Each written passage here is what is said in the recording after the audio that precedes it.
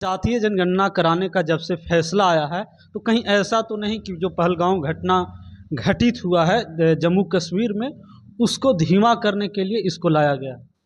एक कहानी सुने थे हम बचपन में कि एक चोर जो रुपयों से भरा बैग लेकर के और भाग रहा था और भीड़ उसे पकड़ने के लिए पीछे पीछे जा रही थी और लगभग वो पकड़ाने की स्थिति में था।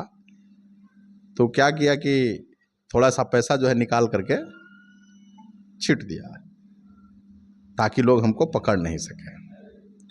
परिणाम क्या हुआ उस पर हम चर्चा नहीं करना चाहेंगे, लेकिन ये कहानी इसलिए कि वर्तमान की जो सरकार है और जिस पार्टी की सरकार है उस पार्टी के नेता, उस पार्टी के लोग, उस पार्टी के पदाधिकारी, उसकी नीयत, उसका चाल चलन और चरित्र ऐसा ही कुछ है कि वो देश के लोगों को दिग्भ्रमित करने के लिए, मुद्दों से भटकाने के लिए इस तरह का काम करते रहता है।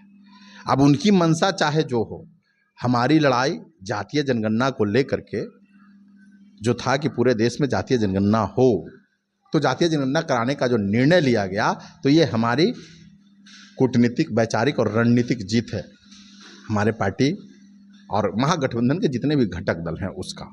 रह गया बात पहलगाम हमले का, तो भारत अगर देश सर्वोपरि है, राष्ट्र सर्वोपरि है। राष्ट्र है तो राजनीति है और राजनीति है तो राजनीतिक दल है।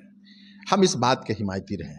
हमारे अंदर वैचारिक मतभेद हैं, देश के अंदर, देश की भौगोलिक सीमा के अंदर तरह तरह के दर्शन है, तरह तरह का वैचारिक विचार है, मत है, और उस मत के हिसाब से राजनीतिक दल है, अपनी अपनी राजनीति है। लेकिन जब कभी भी कोई बाहरी ताकत आकर के हमारे अंदर की शांति को अगर भंग करेगा, हमको आंख दिखाएगा, हमारी आत्मा को ठेस पहुंचाएगा, तो उस परिस्थिति में भारत हमेशा से मुंह तोड़ जवाब देने के लिए तत्पर रहा। बात चाहे 1948 का हो, बात चाहे 1965 का हो, बात चाहे 1971 का हो, बात चाहे 1999 क्या हो, या यदा कदा जब कभी भी जब बाहरी ताकतों ने भारत के खिलाफ कुछ इस तरह का काम किया तो भारत ने त्वरित कार्रवाई करते हुए उसको जवाब दिया है।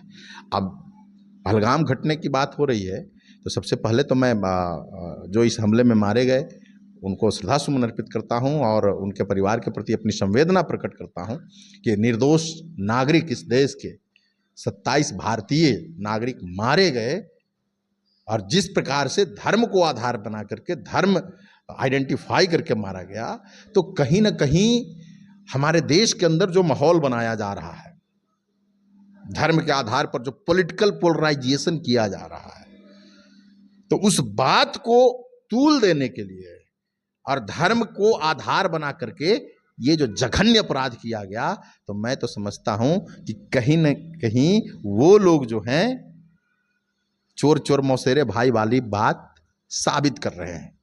क्योंकि हमारे देश की सभ्यता और संस्कृति जो है वो अनेकता में एकता वाली है।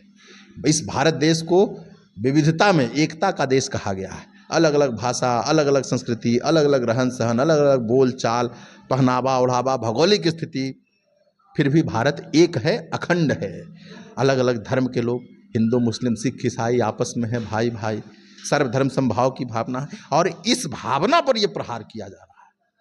पिछले 10-11 वर्षों से देश में पॉलिटिकल पोलराइजेशन के लिए, राजनीतिक ध्रुवीकरण के लिए जिस प्रकार से धर्म को आधार बना करके और समाज को दो भागों में बांटा जा रहा है, कहीं ना कहीं उसी को बढ़ावा देने की नीयत से यह हमला किया गया है। चाहे ये पाकिस्तान द्वारा प्रायोजित हमला हो या देश के अंदर साजिश करके इस हमले को अंजाम करवाया दिया गया हो, बात तो कहीं ना कहीं है नीलय जी। तो हम आग्रह करना चाहते हैं आपके चैनल के माध्यम से अपने सभी देशवासियों से कि अगर शांति है तो उन्नति है।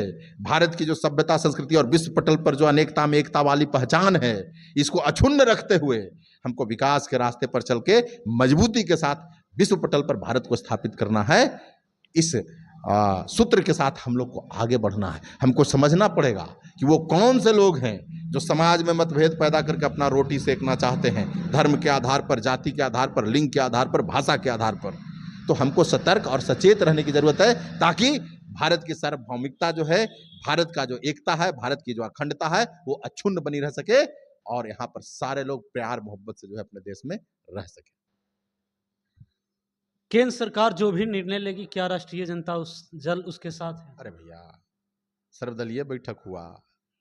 घटना जिस दिन घटित हुआ 22 तारीख को, 22 अप्रैल को, उसके अगले दिन ही सर्वदलीय बैठक हुई और सर्वदलीय बैठक में हमारा डेलीगेशन, हमारे पार्टी के शीर्ष नेतृत्व में शामिल लोग उस बैठक में शामिल हुए और सरकार को अधिकृत किया गया। न सिर्फ हमारी पार्टी राष्ट्रीय जनता दल, बल्कि इस देश के जितने भी पॉलिटिकल पार्टीज थे, सबों ने एक स्वर में जो है, जो भी इसके लिए दोषी है उसके खिलाफ कार्रवाई करने के लिए, कठोरतम कार्रवाई करने के लिए सरकार को अधिकृत किया कि आप कार्रवाई करने के लिए स्वतंत्र हैं।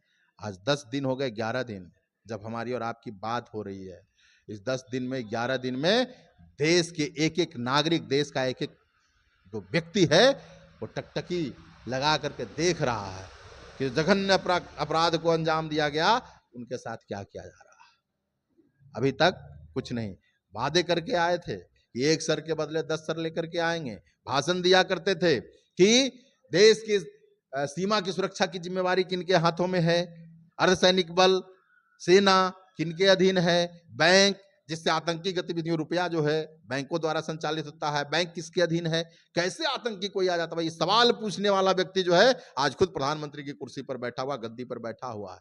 आज स्वयं से उनको सवाल पूछना चाहिए कि जिन सवालों को लेकर भारत की जनता के सामने 2014 के पहले वो आए थे, उस सवाल आज भी यथावत खड़ा है, मुंह बाए खड़ा है। उनको देश की जनता को जवाब देना चाहिए। आपने कहा था कि अगर कोई हमारे एक भी सैनिक का, एक भी नागरिक का सर काटेगा तो बदले में 10 सर काट के लेकर के आएंगे। कहां गया आपका वो वादा? देश का एक एक व्यक्ति इंतजार कर रहा है कि जो 27 निहत्थे लोग जो मारे गए पर्यटक, उनके बदले 270 सर कब काट के आप लेकर के आ रहे हैं। आप कह रहे हैं कि पानी हमने रोक दिया। नदियों का प्रवाह कोई रोकने का चीज है? मैं मानता हूं कि एक डिप्लोमेटिक मैसेज है, कूटनीतिक संदेश है कि हम कड़ा रुख अख्तियार करेंगे, लेकिन यह परमानेंट सॉल्यूशन नहीं है। अगर पाकिस्तान की भूमिका है इस हमले के पीछे, अगर उसकी साजिश है, तो पाकिस्तान का कमर तोड़ने के लिए उसके घर में घुस करके उसको उसको जो है नुकसान पहुंचाना होगा। क्योंकि आतंकियों को मार गिराने से कुछ होना नहीं, क्योंकि आतंकी तो तैयार ही किए जाते हैं, मेंटली प्रिपेयर्ड रहते हैं कि हमको मरना है, तो उनको मार करके हम उसका कोई नुकसान नहीं पहुंचा रहे हैं। आतंकियों को मार दिए तो ऐसा नहीं है, पीठ थपथपाने वाली बात नहीं है। अगर पाकिस्तान की इस भूमिका के पीछे साजिश है, इस साजिश के पीछे अगर उसकी भूमिका है, तो पाकिस्तान को इसका कठोरतम दंड जो है भारत सरकार को देना चाहिए। और देश इसी उम्मीद और आशा के साथ अभी तक केंद्र की सरकार की ओर देख रहा है। बहुत बहुत धन्यवाद।